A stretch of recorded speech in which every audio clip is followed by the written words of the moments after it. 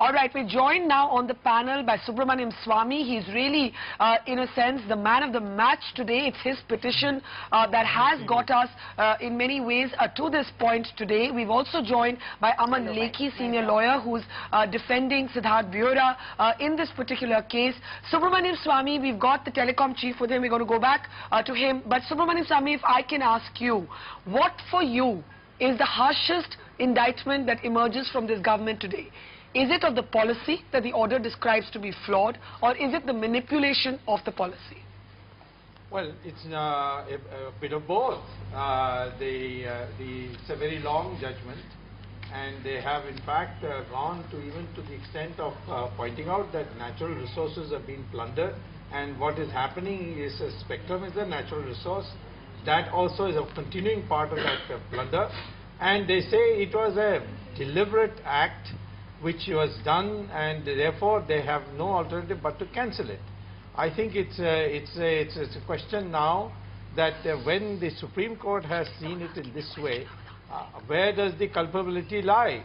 That is a question for the trial court, and I think it's very wrong to say that just because there were no specific references to any other ministers or the Prime Minister, therefore one can take this as a clean chit given to them. Nothing of that kind. Even my request for, even my prayer for CBI inquiry, that could not be acted upon because, and just correctly so, because I had already proceeded in the trial court to the point where the orders have been reserved. If the CBI inquiry had been ordered in this today, then it would have made the trial court proceedings totally infructuous. So I'm thankful to the court to see the plight I was in and suggest a very correct alternative, namely the trial court itself should decide. So I think in this sense the court has now recognized that this is a make or break corruption in our country, and we have to go to the ultimate to find who the guilty are. Mr. Swamy, I want to ask you one more question before I go back to the panel, and that is that there is one part of this judgment that says that Raja did not consult the finance minister or the finance ministry. Now the Congress is bound to use this to defend Mr. Chidambaram. How would you counter that? Well, of course, that is correct, that he did not bother to. And the more interesting fact that will arise out of that is, then if he wasn't consulted and Mr. Chidambaram, for example, knew that he had to be consulted. In fact, he wrote a letter to the Prime Minister on 15th of January 2008, saying that the 2003 cabinet resolution has said that he and Raja have to decide. Then on the 30th of January, the two of them met and the officers were there. There he says, yes, this decision has been taken, I don't want to revisit it. And so throughout, the officers are continuing to say to Mr. Chidambaram, this is wrong, please intervene. And he says, no, I will not revisit it. If you want auction, it will be for next year, not this year. So I think, I don't think that this is only to show how Raja was, had gone on autopilot. Obviously, he had got some kind of protection from some very high level, even above the Prime Minister. We'll have to find out who that is. But the fact of the matter is, this doesn't exonerate Mr. Chidambaram. Congress goes on it. Well, they'll have to wait only 48 hours for that. Can I take that to you, KTS Tulsi, because you've argued that the order does not in any way indict anybody other than A. Raja and the telecom regulator. How do you respond to what Subramanian Swamy is saying? Well, Dr. Subramanian Swamy is a very dear friend, and I have a great amount of respect for him. But on this, his charge against Mr. Chidambaram is that he met the telecom minister. But if he is heading the GOM, what will he do except, if not meet him and discuss the issue? And if a minister is going to be bound because some advice is given by the civil servant or his secretary, if the minister is to be bound, then where is the democracy? It is the political masters who ultimately take a decision. Sometimes they agree with the advice given to them by the civil servants, sometimes they don't. And merely because he has a different take on it, or he changes his view, which only shows that he has an open mind and he's deliberating on the issue and the suggestions of Mr. Raja in a very objective manner. But he doesn't know the manner in which he's going to subvert the first come, first serve. Where is the evidence that he was in the know of the subversion. If that is so, if Dr. Swamy has that evidence, the court will take that into account. Well, but till today, it hasn't surfaced, and no Supreme Court hasn't done. I hate to disagree with Tulsi. He's one of the most brilliant lawyers. If I may just say that I hate to disagree with him, he's one of the most brilliant lawyers we have today. But I would like to point out that the Prime Minister on the floor of Parliament said that there is nothing I could do. These two ministers agreed amongst themselves. They were empowered to agree. So it's not a question of Mr. Chidambaram just attending a meeting. He not only attended, there was a meeting of minds. It was not only one meeting, but 4 meetings. In all the 4, he agrees with Raja. And finally, he writes a letter to Raja saying, let us, now that we have come to an agreement, let's go and meet the Prime Minister and apprise him of it. And the Prime Minister advised it. So it's the culpability is complete. And Barkha, one other thing yes, that... Mr. Shourie, last comment from you. Yes, go ahead. Yes. That Mr. Chidambaram and the Prime Minister were not reading newspapers also? We owe a debt of gratitude to Subramanian Swamy for bringing out the entire record for the public and for pursuing this case. But there's the additional point also that strengthens Swamy's characterization of Mr. Chidambaram's role, that everything was being done in the public eye. It was being commented on by everybody. No. How is it that he did not know? Tulsi Sahab, you are being too lawyerly. Too much of a lawyer in all this. No, but in criminal law, we don't go by conjecture. I know. We can't supply what is not missing. What is missing? The link has to be established. But there is no evidence against Mr. Chidambaram, at least not the one which I have seen in public domain. I am not. Sir, I am not on Chidambaram. I'm just saying, what you want, a video of Chidambaram reading a newspaper? No. There is direct evidence of wrongdoing so far as Mr. Raja is concerned.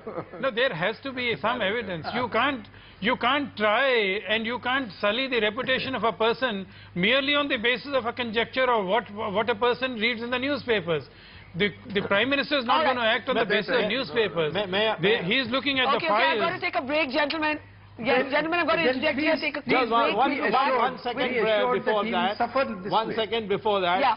The charge against Raja is not in the trial court is not that it is first come first serve policy. It's 214 crores. It is that he fixed the price of spectrum at 2001 level, and that was a joint decision. That was not fixed by Raja. That is a very crucial point. And so far as Raja is concerned, whenever you're dealing with this particular case, according to me, the case against Mr. Raja is 214 crores. Otherwise, there's nothing. Okay, Mr. Tulsi, Dr. Swamy, Mr. Tulsi, Mr. Shourie, got to take a break. Soli Surabji is also joining us. We haven't spoken to Aman Lekhi. J.S. Sarma is still with us. We're back in 60 seconds. Thank you.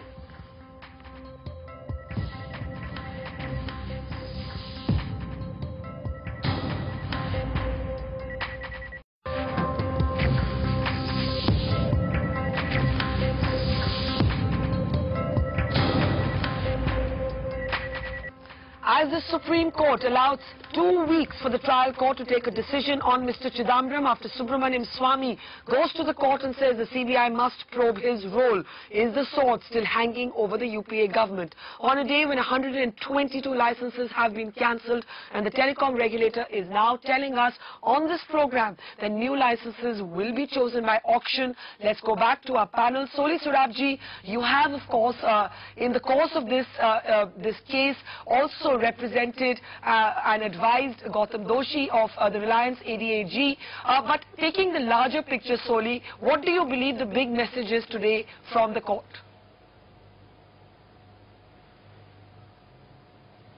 The big message is that there was a immense loss to the public exchequer, and the very fact that the court has fined some of the corporates shows their complicity. So it raises serious doubts over how long this crony capitalism or pseudo-capitalism should be allowed to continue. To me, that's more frightening.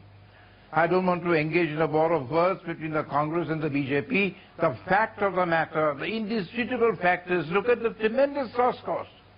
And the very fact that they have been fined, I suppose there is implicit that there is some wrongdoing on their part. That worries me. Secondly, about Prime Minister and Chidambaram, well, he hasn't completely got off the hook because the Supreme Court has put the ball in the court of the trial court. Then let's wait. I think it will be premature to come to any conclusions. After all, we know the position after 2 weeks. As far as the Prime Minister is concerned, Supreme Court hasn't made any strictures in the judgment. But if I heard Tulsi, my friend Tulsi correctly, he said the judgment is referred to all the letters and correspondence.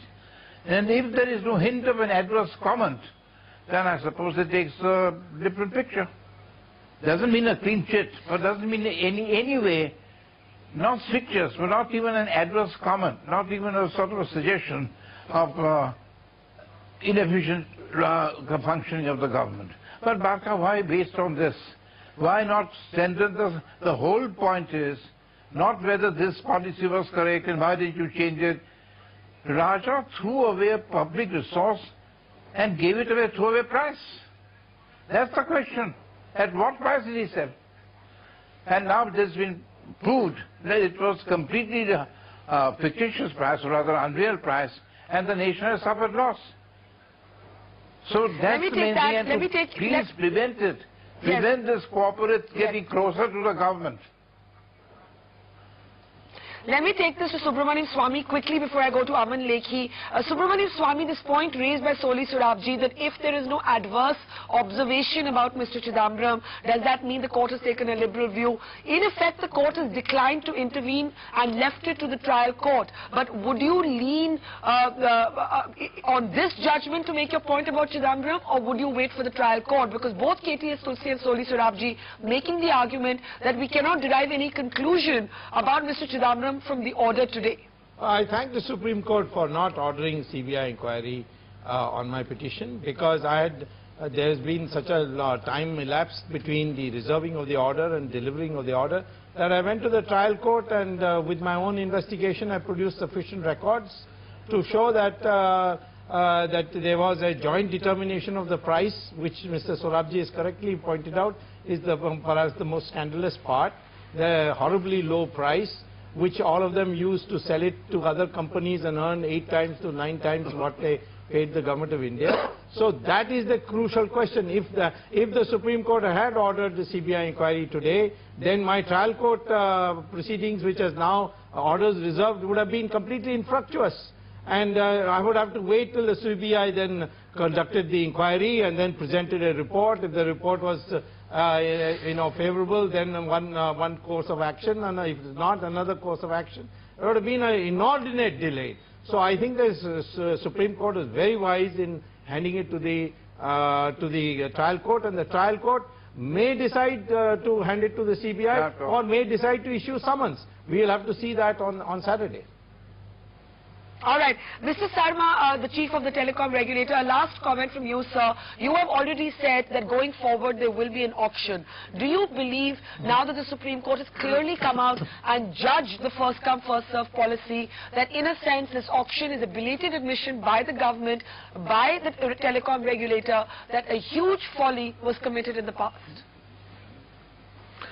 Well, I would refrain from making any such comment because each decision is taken in the context of the particular circumstances that were prevailing at that particular point of time.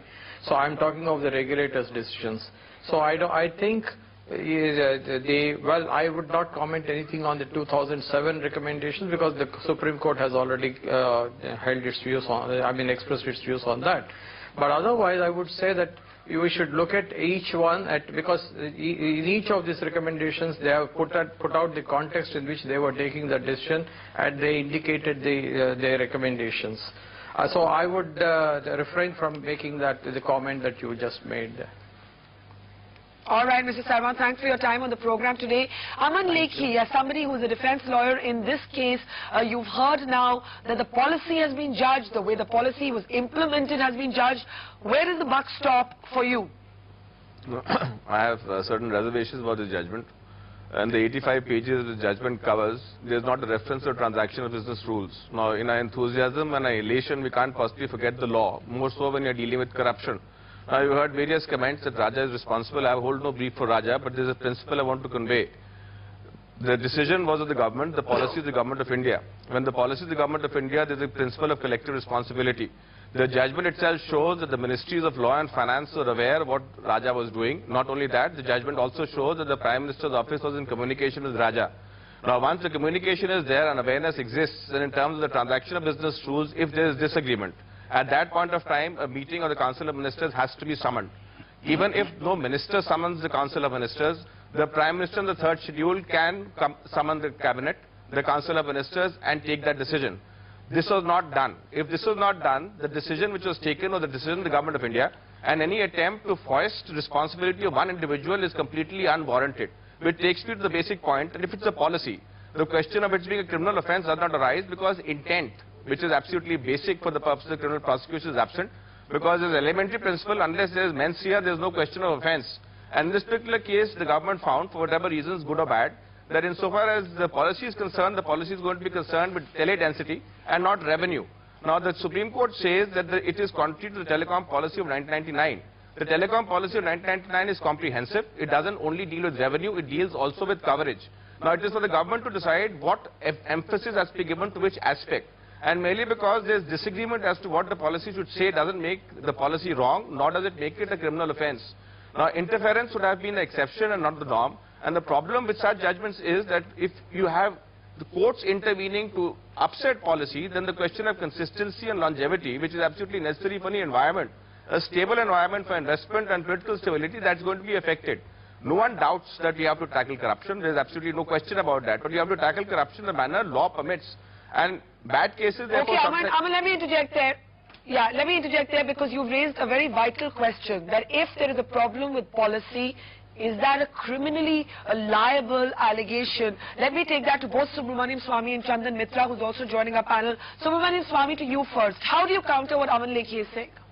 Well, there are a number of Supreme Court judgments, starting with the Tata Telecom case, where the Supreme Court has made it absolutely clear that yes, we will not interfere with policy, but if the policy decision was made without considering alternatives and then weighing those alternatives, then we have every right to intervene. If there has been unreasonables, we have a right to intervene. If there is arbitrariness, we have a right to intervene. If there is malafide, we have a right to intervene. In this case, the alternative policies were not considered at all. It was a bland decision that in 2003 the telecom minister and the finance minister together will decide, and the cabinet will not decide, and on that basis they went ahead.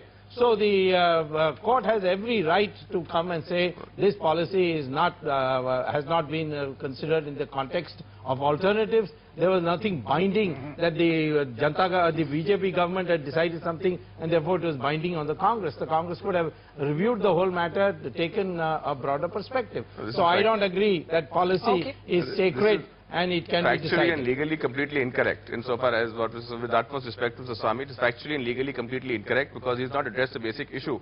Now, there is in logic called circular reasoning. That is, if you assume the conclusion the premises are bound to reach a favourable result. If you conclude the policy is bad, obviously everything which follows is wrong. The question is the policy bad at all or not? If you're not considering the policy. Now, let's go to the judgment. The judgment talks about the 1999 policy. The 1999 policy was comprehensive. It dealt with various aspects of it. You choose one aspect of it and emphasize that. Policy determines what is to be emphasized and what is to be given secondary importance. Okay, let me interject there. That is precisely not the domain. Let me interject that. I'll get Dr. Swamy to respond to that. But Chandan, on that question of the judgment on the policy, because as we've been saying, the Supreme Court clearly judges the policy. And you heard Kapil Sibal transferring the blame then on the BJP, saying if the policy is the problem, it began with you guys. How do you counter that? No, I think it's an absurd argument of Kapil Sibal.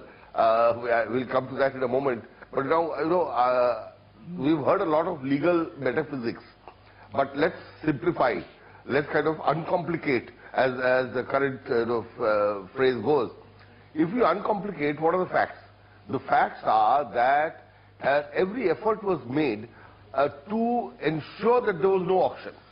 That auction, which should have been the norm, you see, all the entire kind of effort of Mr. Raja was to prevent that auction. The matter was not sent to an empowered GOM. There was political pressure not to do so. Then when the finance secretary submitted a note saying this will not be the right thing, let's go for an auction, that was ignored. Then Mr. Chidambaram and Mr. Raja meet. Mr. Chidambaram changes the position and says, okay, I go along with this. Then both of them go to the Prime Minister. Prime Minister endorses this policy, first come, first serve.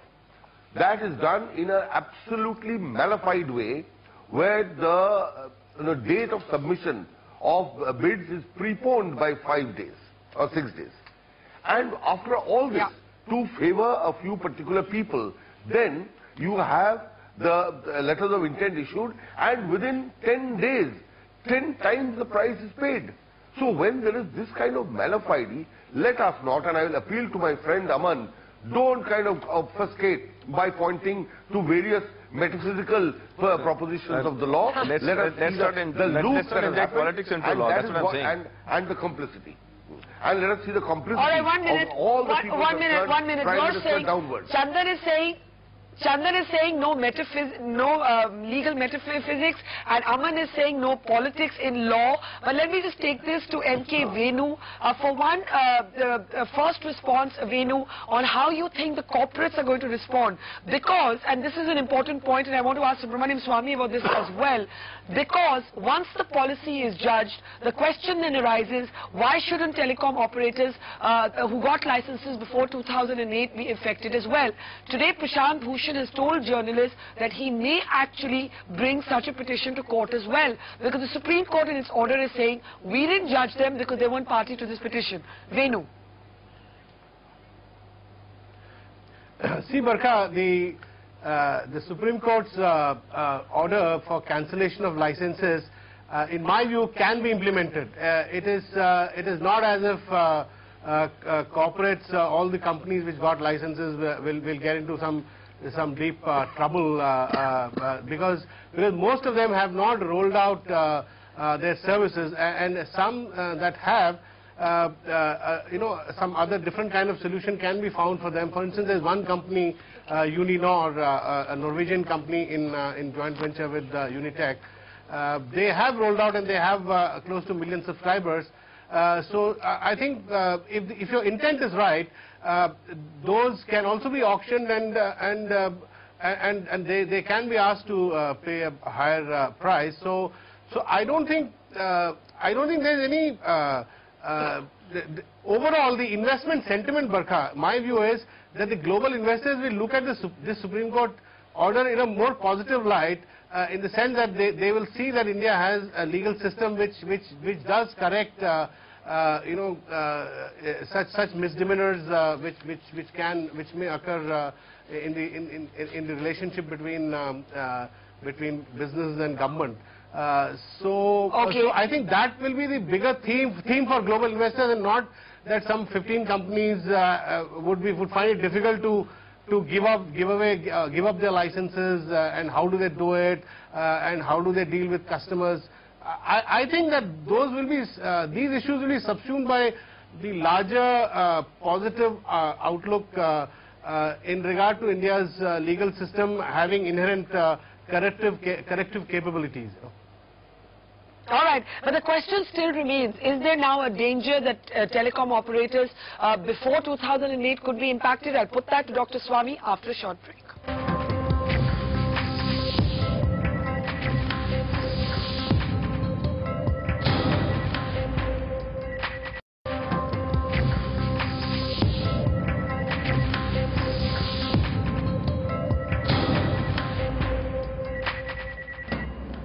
Welcome back. The fate of Mr. Chidambaram hangs in the balance as the trial court will now decide how to proceed with investigating his role, if at all, to investigate his role.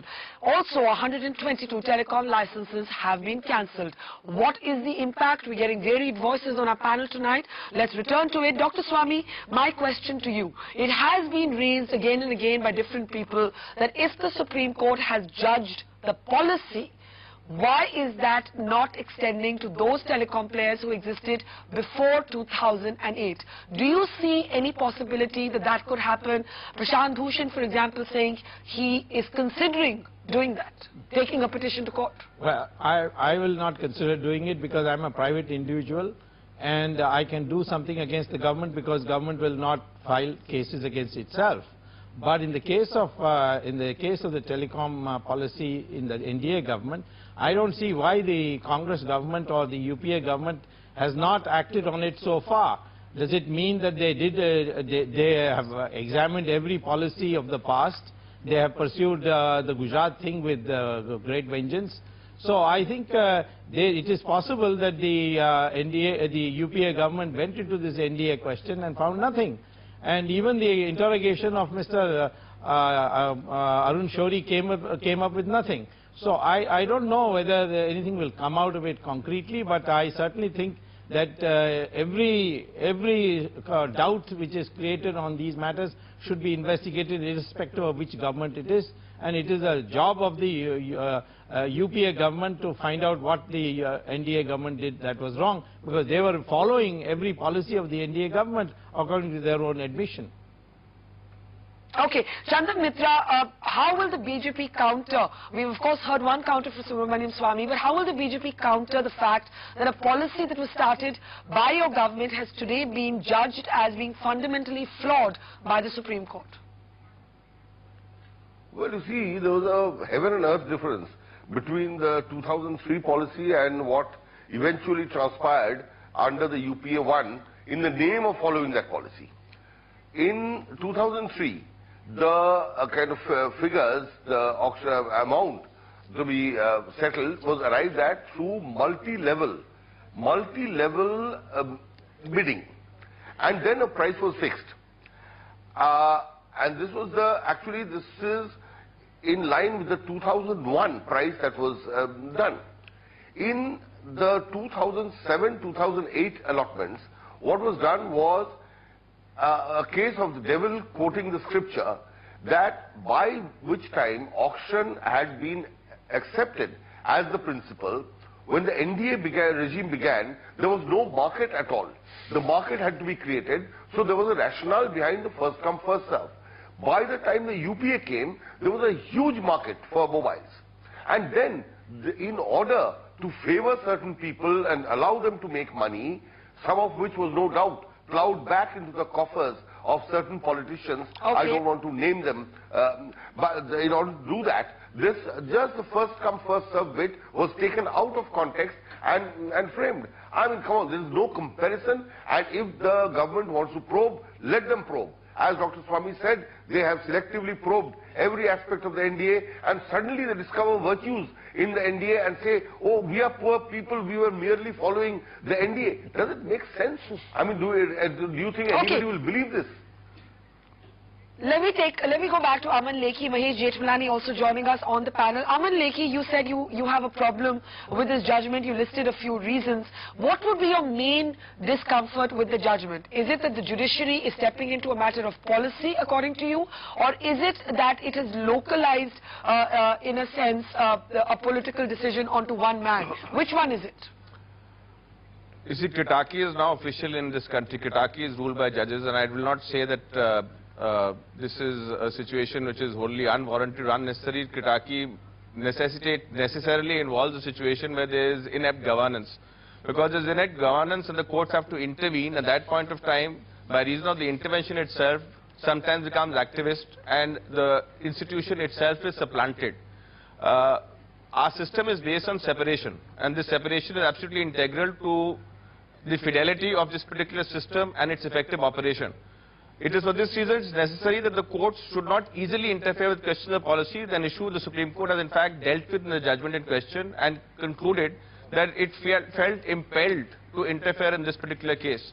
Now the reason the Supreme Court said that it is impelled to interfere in the particular case in my submission is slightly unwarranted, because it was not a case of a minister alone, it's a case of an institution. TRAI is a body statutorily constituted. TRAI had actually considered this particular facet and concluded that insofar as auction is concerned, auction is not necessary, and TRAI's decision was never challenged. What was being challenged is what Raja did. Now what Raja did was, had a context and had a history. The Telecom Commission, TRAI, the Ministry of Telecommunication, the Ministry of Law, the PMO, the Finance Ministry are all involved in this particular case.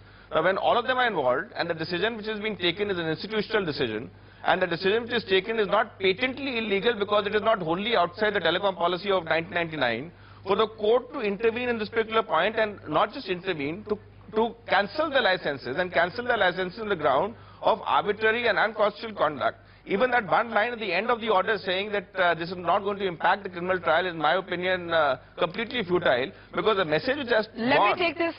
the message which has gone is that this is a case of extreme wrongdoing. This is what all of you keep calling a scam. So whatever is the protection, the due process and the procedure which the accused in this particular case, including Mr. Bhura, is now virtually gone because the court would conclude... Okay, you made a number of points. Let me interject there. Let me take this to Mahesh Jethwalani, then I'll come back to Subramanian Swamy. Mahesh Jethwalani, basically Aman Lekhi arguing that this is a case of judicial overreach because inept governance may have created a vacuum, but the judges can't decide on a matter of policy.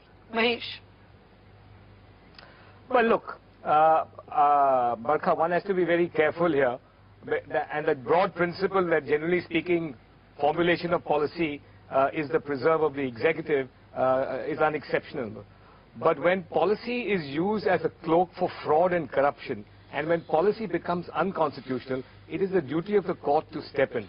Now, in this case, let me give you another example. Let's forget because this case has shades. The first come serve policy has certain shades. It depends on teledensity at one time and no teledensity at another, as Chandan pointed out. What may have been right during the NDA regime was not necessarily right subsequently. But let's take a case where a government says that we are going to allot spectrum only to corporations manned by OBCs, let's say.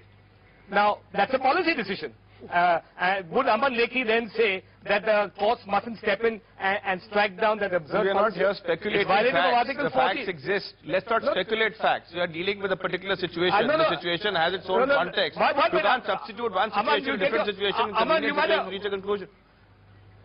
Aman, you've had a very long spell. This minority quota is being debated.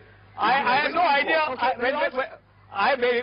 I find when people interrupt, basically, they're on a weak wicket. I see. I'm on a... No, not right. We're on a very strong wicket. I'm on a very strong wicket. Okay, Mahesh, complete your point, then I'll get the others to react. Mahesh, 1 minute. Yes, Mahesh, complete your point. Thank you. Thank you for that courtesy. As far as policy is concerned, what Aman was saying is that you should not, the judiciary should not overreach itself by interfering in matters of policy. I gave you an extreme example to say that the judiciary can, and if policy becomes a cloak for corruption, then certainly it must. In the case of the OBC, I don't think anybody would say that the court would be wrong in interfering and striking it down as being violative of Article 14. Okay, I will get Aman Lekhi and the others to respond to that. Venu, a quick comment from you. How do you see this politically playing out in terms of the message it sends to the business community? You have said that this judgment could be positive, but what if this snowballs and unravels and starts reaching out to players before 2008 as well? Barkha, I don't think it will reach out to players prior to 2008 simply because the context here is the manner in which Raja had subverted the first come first served policy itself. Now, Barkha, here I must say that there is a subjective element involved even in a legal in a judgment. If Raja had actually observed the first come first served policy in a very straight and transparent manner, I don't think today the Supreme Court would have given such a stinging judgment. So you must keep that in mind.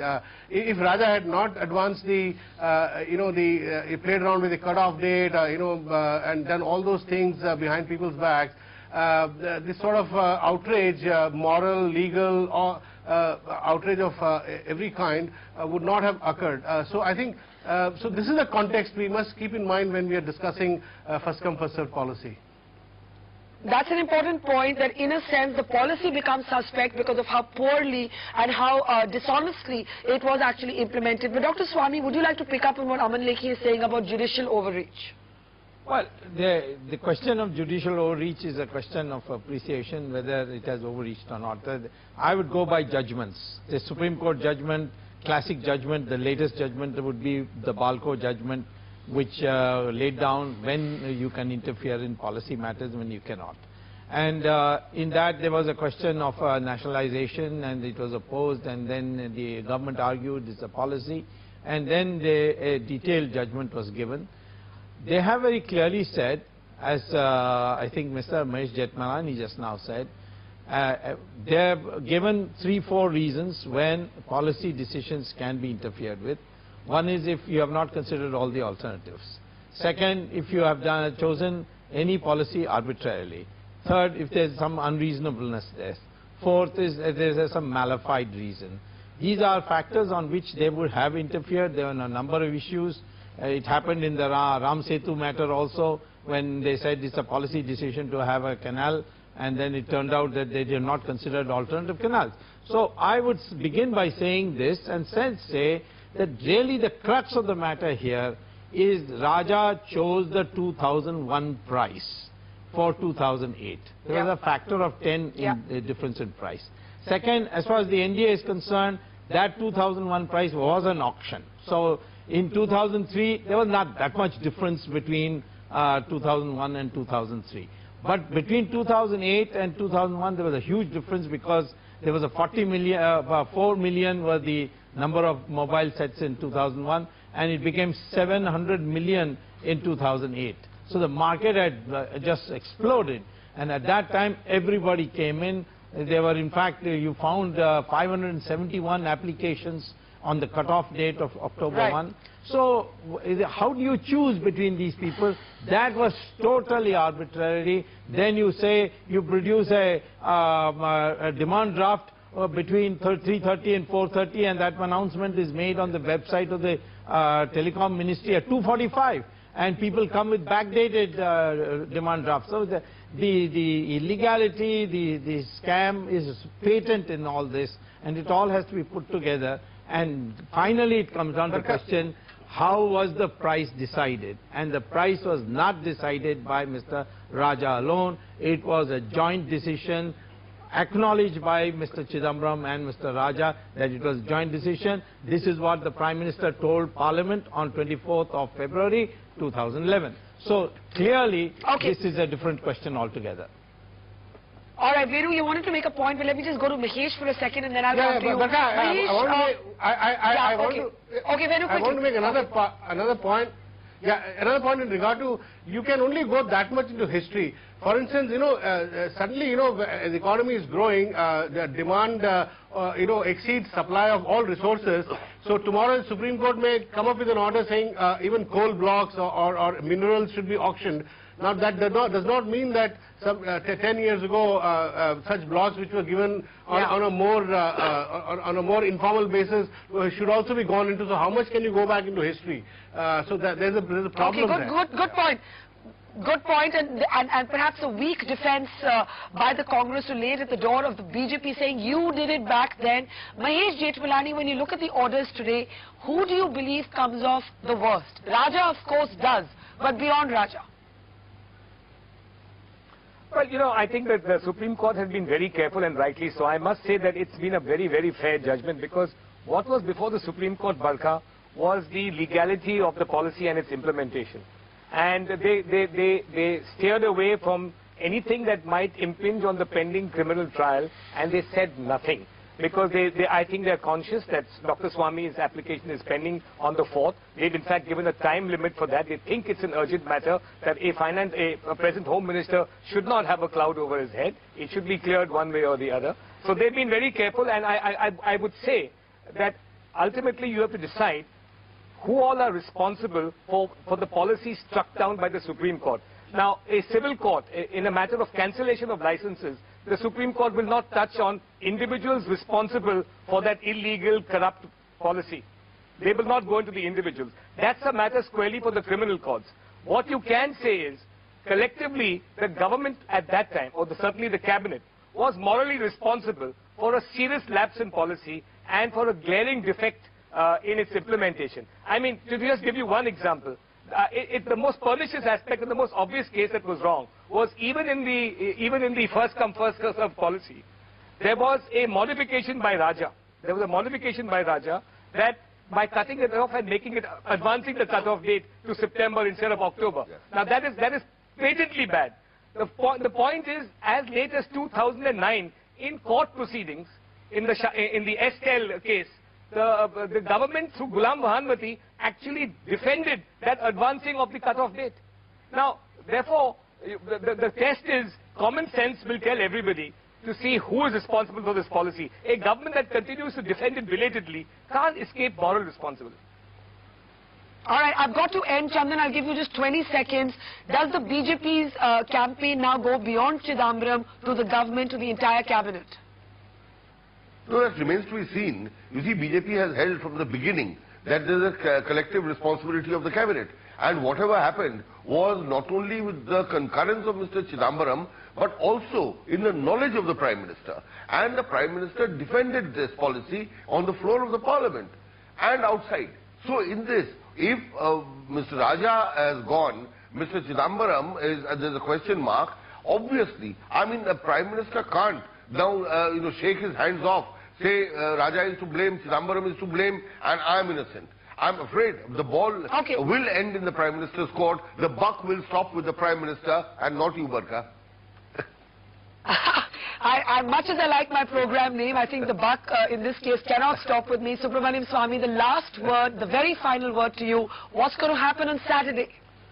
Well, I think the judge will have, according to me, based on the documents I've submitted and my assessment, I mean, I could be wildly wrong, but I think he has only two choices, either to summon Mr. Chidambaram or ask the CBI to give an assessment report on the basis of the facts that I've presented in the court. Both of them would lead to Chidambaram's resignation. Well, it's been a dramatic day. We look ahead to Saturday. Subramanian Swamy, of course, moving in many ways this entire case to this point. We leave it there, gentlemen. A dramatic day for India, watershed judgments, and there's yet more to come. Good night. Thanks for watching.